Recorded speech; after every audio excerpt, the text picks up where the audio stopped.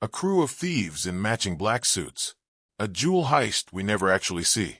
A single warehouse, one bleeding-out cop, and 99 minutes of pure, unbearable tension.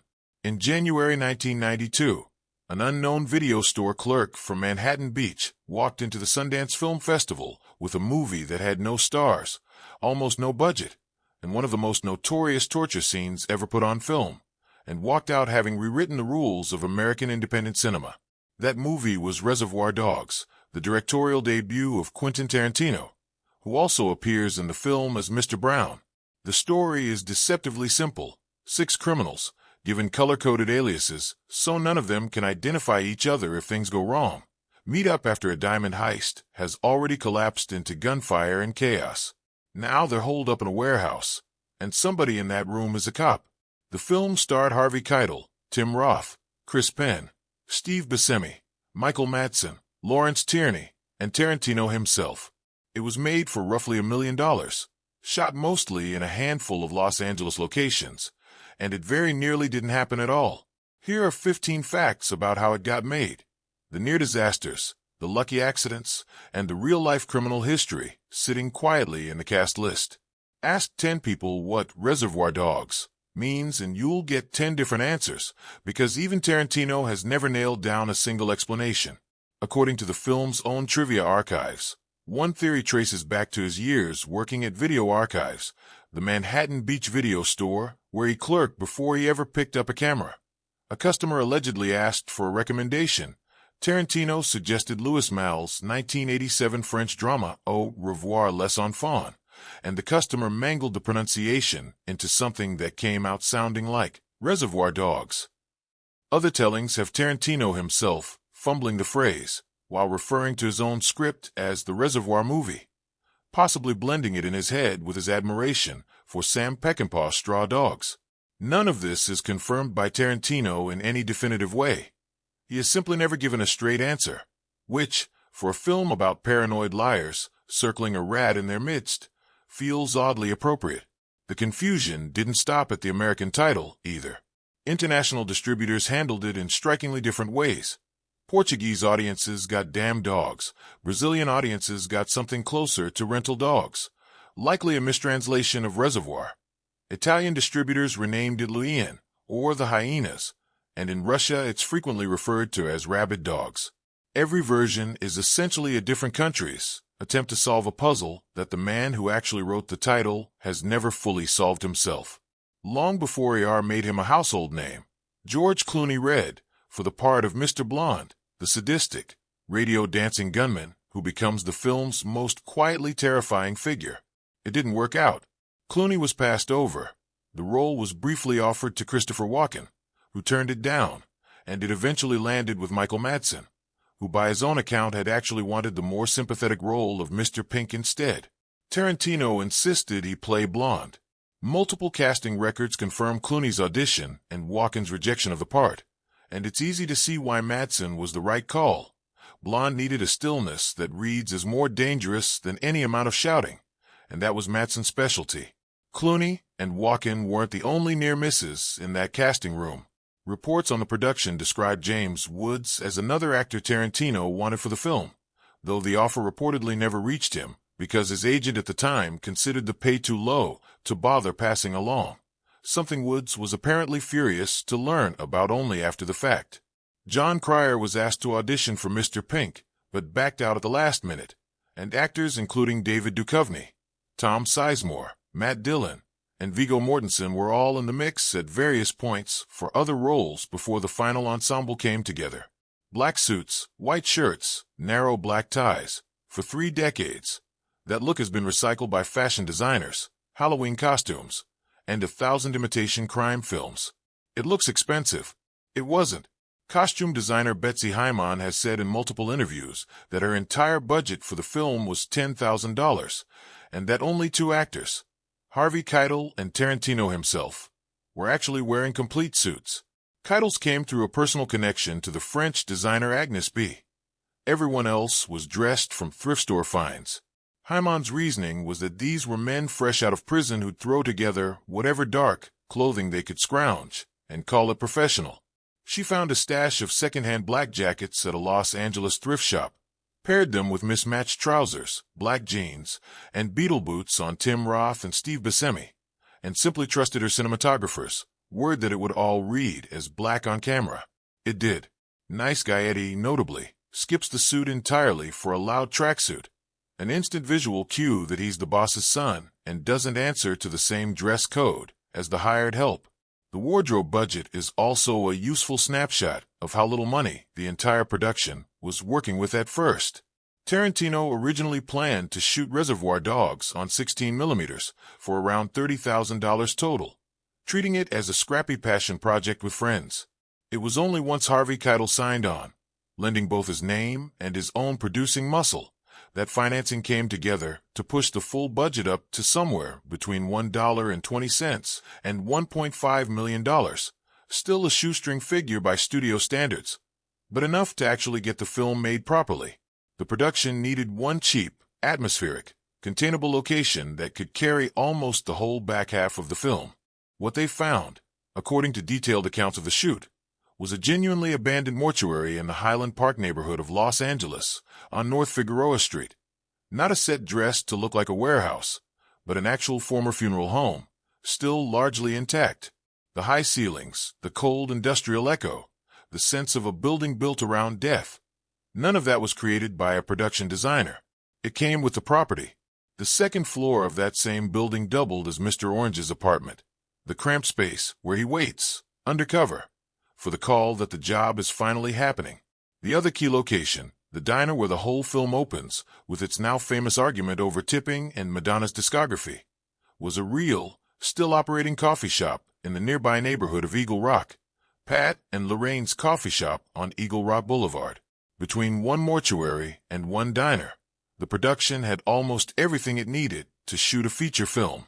Kirk Baltz played Marvin Nash, the kidnapped police officer who spends the film's most notorious sequence duct taped to a chair.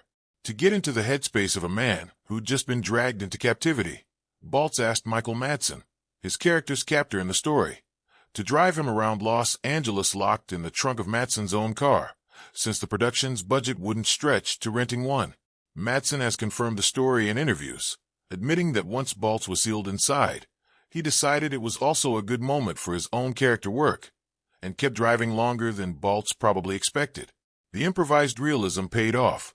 During the actual torture scene, Tarantino had Baltz ad-lib a desperate line to Madsen, knowing Madsen had recently become a father, and Baltz's cry of, "I've got a little kid," rattled Madsen enough, on camera, that he visibly broke character for a beat. Tarantino left a moment in the final cut. Baltz has also described the physical toll of the scene in later interviews.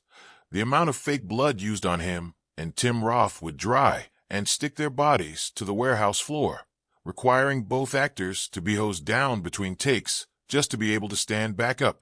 And Baltz has said that filming the extended two-man scene with Roth, played out largely in one continuous take in front of dozens of crew members, felt less like shooting a movie and more like performing a play live in front of an audience. Before a single frame of the real movie was shot, Tarantino's script earned him a spot in the Sundance Institute's June 1991 Filmmakers Lab, a program that pairs unproven writer-directors with established ones to workshop scenes on video. It did not go smoothly at first. Tarantino wanted to shoot long, uninterrupted takes with almost no camera coverage, and the veteran advisors in his first group were blunt about how badly that would go on a real production. His luck changed when he was paired with Terry Gilliam, the director of Brazil and The Fisher King, who responded to Tarantino's raw, overeager energy instead of being put off by it.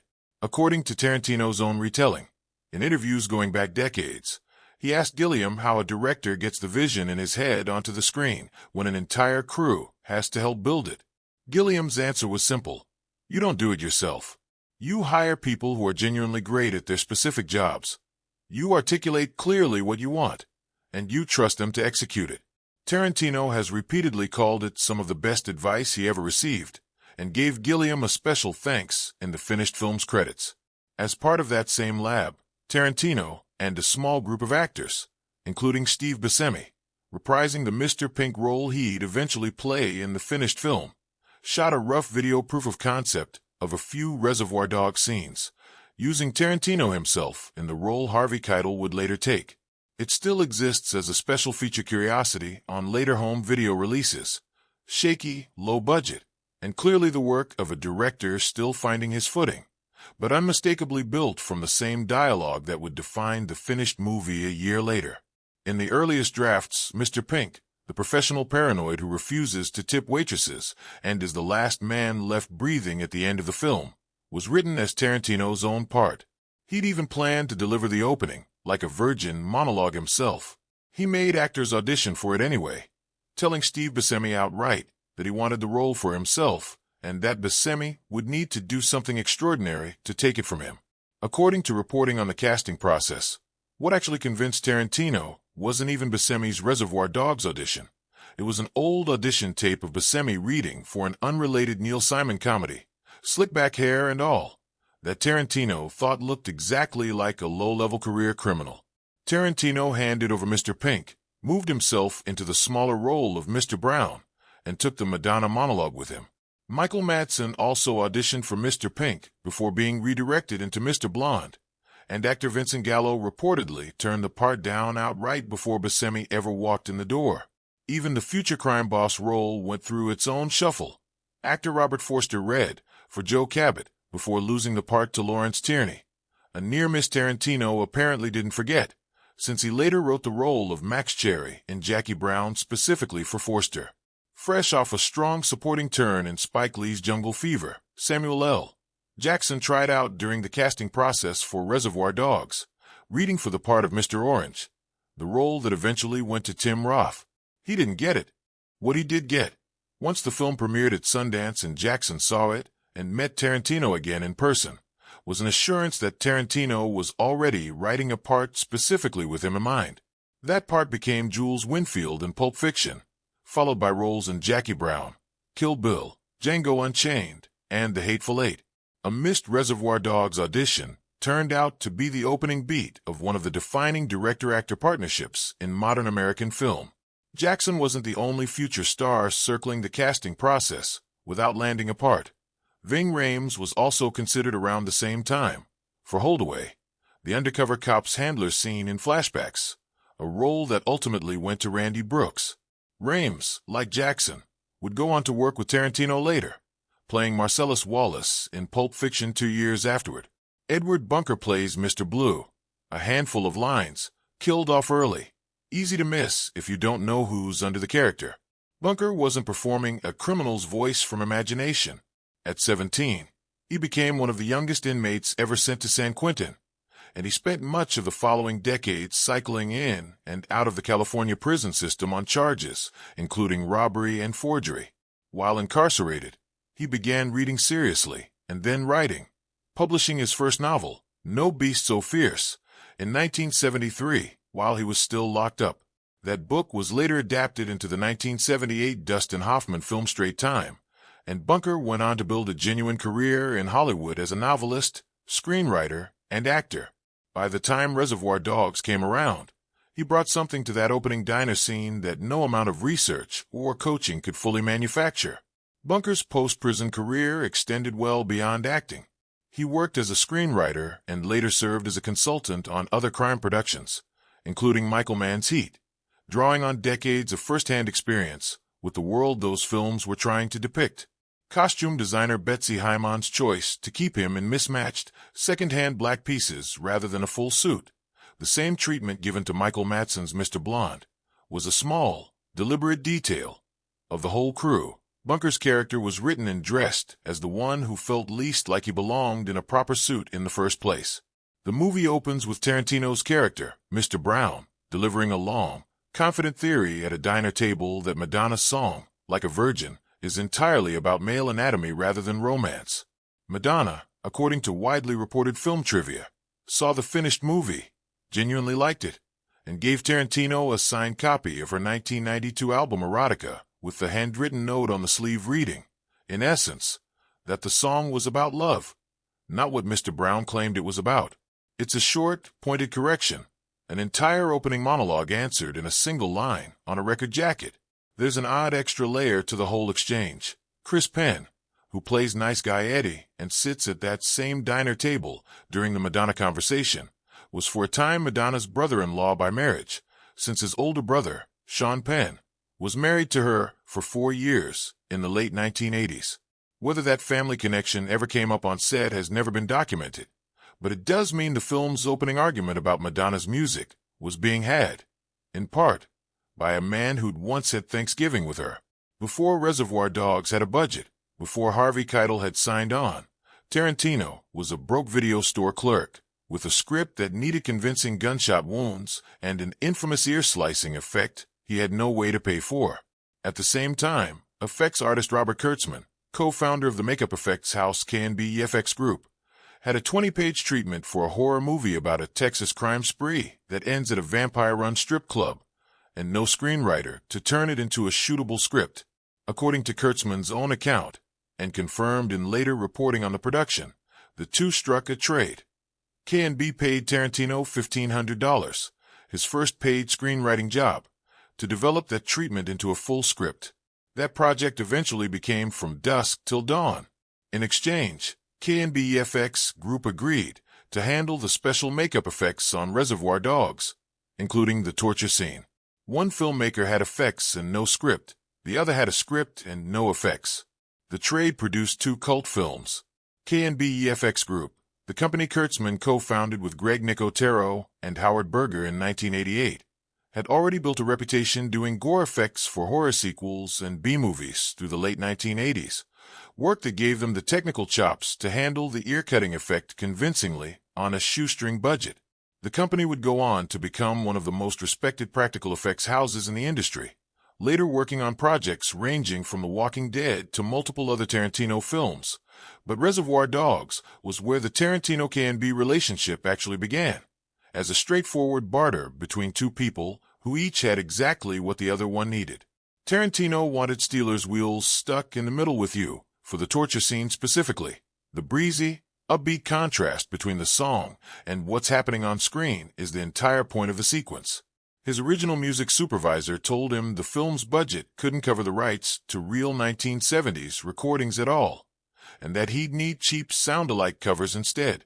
Tarantino was reportedly devastated, since he'd written the scene around that exact song. Music supervisor Karen Rackman, brought in through a mutual friend, took the job specifically to solve that problem. According to her own retelling of events, she secured the rights to Stuck in the Middle with You for roughly $1,000, and then pitched the entire soundtrack to MCA Records as a compilation album.